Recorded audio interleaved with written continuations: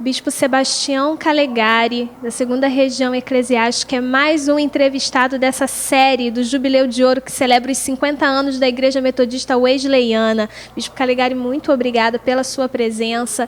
E o senhor estava falando agora há pouco que foi para a Wesleyana em 69, para 70. Quais são as lembranças que o senhor tem daquela época, dessa Wesleyana, do início do seu nascimento? A Igreja Metodista Wesleyana, ela estava comprometida com uma visão diferenciada, que foi a razão pela qual ela se afastou, se separou da Igreja Metodista. Uma igreja que tinha uma visão muito clara sobre avivamento espiritual, uma igreja que tinha um posicionamento também sobre o governo da igreja, que estava confrontando o modo como naquela altura os metodistas vinham tratando esse assunto. Uma igreja que se pautou, sobretudo, numa experiência com o Espírito Santo, numa volta às Escrituras, especialmente no tocante ao avivamento espiritual, a necessidade de uma vida de oração, a ênfase na santidade bíblica, que é uma bandeira metodista, secular, mas que naquela altura não estava sendo enfatizada, como é hoje, inclusive, pelos próprios metodistas. E nós tínhamos, naquela altura, algumas referências muito importantes dentro da igreja. A maior dentre elas, pelo menos a partir do momento em que eu ingressei, era a figura do Bispo Jessé, aquela figura ímpar, sensível, próxima, facilitadora de relacionamentos, tinha uma atitude que incluía qualquer pessoa no seu círculo, por mais humilde que fosse. Então isso me marcou muito, a figura do Bispo Jessé. Também o pastor José Moreira. Eu considero o pastor José Moreira da Silva uma espécie de mentor maior da minha integração na igreja. Ele me transmitiu algumas convicções que me ajudaram muito. Um homem profundamente voltado para a experiência com o Espírito Santo, revelações, batismo no Espírito Santo. Na altura eu fora batizado no ano de 69, na igreja da qual eu fazia parte, e a partir daí, nessa aproximação, ele me ajudou muito com relação a dons espirituais. Ele tinha uma visão escatológica ampla sobre a segunda vinda, sobre os eventos que antecederiam a segunda vinda, e isso me ajudou bastante. E outra figura que foi de uma importância extraordinária para mim foi o pastor Pereira de Assunção. Naquela altura, redator de Voz Wesleyana, eu já o conheci redator, e ele faleceu na função. Portanto, um homem que se dedicava às letras, ele fora membro da Academia Evangélica de Letras, e escritor, poeta, gostava de ler suas poesias, fiz uma grande amizade com sua família, me hospedei em sua casa algumas vezes, e esse homem me transmitiu também bases muito boas. Outra figura que já não está entre nós, que o senhor já recolheu, o pastor Nadir Pedro dos Santos, um homem dinâmico, de uma visão administrativa admirável, aprendi muito com ele. Eu acredito que grande parte da minha visão administrativa hoje, ela tem muito a ver com o pastor Nadir. E outros nomes, outros homens vieram e ajudaram a compor o meu perfil de obreiro, o meu perfil de homem de Deus. A igreja wesleyana, naquela altura, ela era uma igreja que não se assustava com a rua, não se assustava com as praças.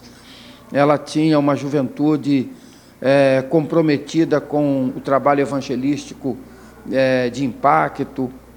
Ela saía pelas ruas, eu participei de vários eventos com a minha acordeon, que eu sempre gostei de tocar acordeon. Eu toco alguns instrumentos, mas acordeon era o meu preferido. Então, eu saía para as ruas, a juventude saía para as ruas, tudo era motivo para um culto, qualquer coisa era motivo para tocarmos a trombeta em algum lugar. Então a igreja tinha essa visão.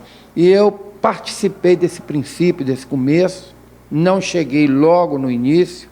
Minha esposa se converteu em 67, mas eu cheguei depois e, portanto, eu não vi a fase inicial após o nascimento, mas eu vi essa fase primária da igreja a partir de 69, quando eu ingressei. E nós demos uma parcela de contribuição, ajudei no que pude, eu pastoreei diversas igrejas, eu fui o pioneiro da igreja wesleyana, o primeiro wesleyano a pisar o Triângulo Mineiro e abrir o primeiro trabalho. Portanto, os 2 distritos que nós temos hoje no Triângulo Mineiro é fruto daquele tempo, dessa expansão, dessa visão. Estive no Vale do Rio Doce trabalhando, também contribuindo para construir o trabalho naquela área. Não fui pioneiro, mas fui um dos primeiros também. Então, as minhas lembranças da igreja wesleyana, todas transpiram avivamento, transpiram renovo, transpiram motivação para buscar a Deus em primeiro lugar, para abrir coração, para rasgar coração. Essa é a visão que a igreja wesleyana deixou em meu espírito naquela fase inicial. Ela não se apagou, ela não se perdeu. A gente vê a evolução de tudo, a gente vê a mudança da própria igreja, porque o contexto é outro, os desafios são outros, e a própria resposta da igreja hoje precisa ser diferenciada. Mas eu percebo que a igreja wesleyana continua mantendo aquela essência, aquela chama, aquela simplicidade. Eu acho que o dia que o último wesleyano simples se afastar dela, ele poderá apagar a luz, porque a igreja wesleyana sempre foi marcada pela simplicidade. Que maravilha, bispo. E o senhor viveu momentos de grandes emoções nesse 10º Concílio Geral. E um dos momentos foi logo após a eleição do episcopado, quando o senhor fez um discurso muito emocionado, agradecendo por todos os anos de serviço, e todo o plenário o aplaudiu de pé. É possível descrever o que o senhor sentiu naquele momento? Eu acredito que eu estava preparado para aquele momento. Eu tenho uma convicção interior, porque eu não senti nenhuma mudança interior em relação assim, a alegria ou tristeza. Não. Eu senti uma sensação de dever cumprido, uma sensação de reconhecimento pelo que a igreja foi para mim ao longo de 45 anos. A igreja não me deve nada, a não ser o amor com que ela precisa me amar.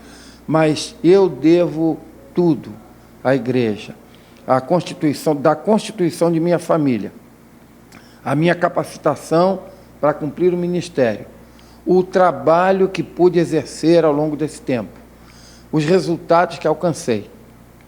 E a minha chegada ao plenário, a esse Concílio Geral, 10º Concílio Geral, com um bom relatório nas mãos, tudo isso eu devo à igreja, por linhas diretas e indiretas. Deus usou a igreja. Eu acredito que Deus me usou para abençoar a igreja. Eu acredito que Deus me usou para ajudar a igreja em seu crescimento.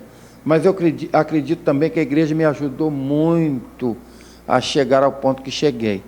Eu percebi que, embora Deus não me tenha removido, mas Ele permitiu a minha mudança de grau, a minha mudança de posição.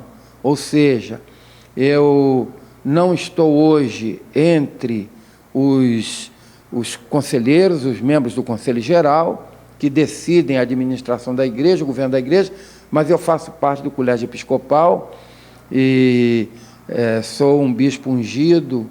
Eu fui ungido com óleo e consagrado em 1992, em julho de 92.